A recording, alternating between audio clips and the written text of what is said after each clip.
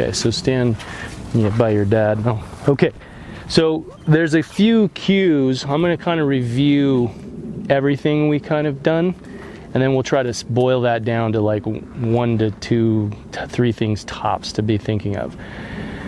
One of the things you're going to have to play with is how to pull in. Remember yesterday I showed you that. Okay, so sometimes you're just like, and the left arm is kind of, you see that little pause, right? So watch when I'm just kind of turning.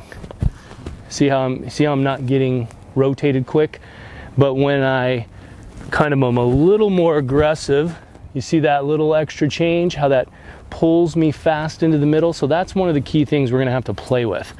It doesn't have to be super aggressive at first, but it has to be, you have to get used to this.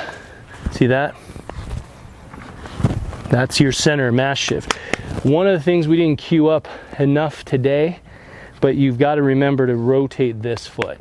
Okay, so I think sometimes you do this and see what that does to my hip, and watch when I'm here, see how that pulls me around. It's kind of what your dad was talking about, right? Jason's has a tendency better to face the throw before he sprints, and you're trying to, right?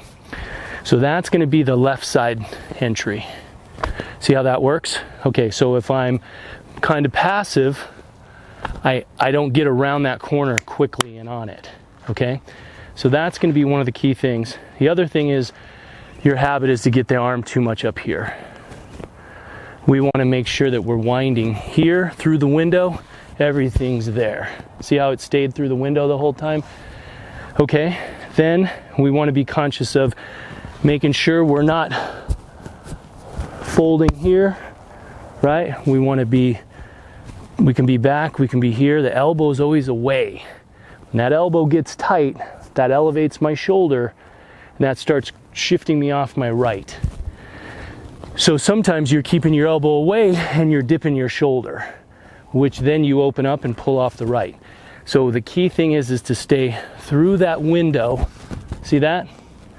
And remember, the window is your window from your basically middle of your pec, top of your shoulder. Arms got to stay in here. If it's too low, if it's too high, it's got to go through the window. Okay, stay through the window. And then the last thing, because when you set those things up, that's going to set you up. You got a cleaner line.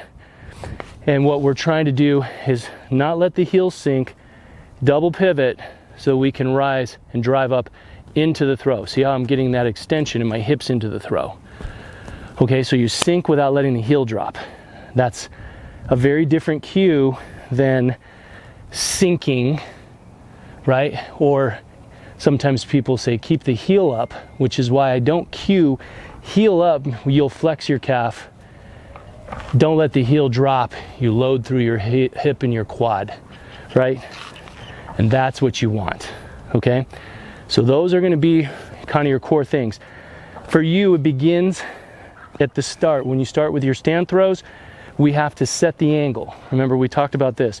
The angle sets here, and then I'm loaded so I can create that nice double pivot.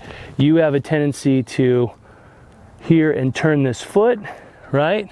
Now you can see how I'm turning here, and then I'm shifting off, and I'm doing that, okay? So we have to be working hip through, right?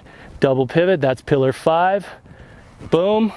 6. 6 is forward. Don't go here and go into 6. Rotate and then into 6, okay?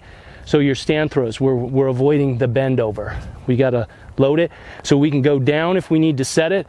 Shift, so you can see this load up.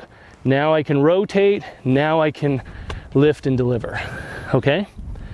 So those are gonna be your kind of your key things. When we put it all together, it's gonna be feeling this and feeling that, okay? So I can feel that, all right? So good job.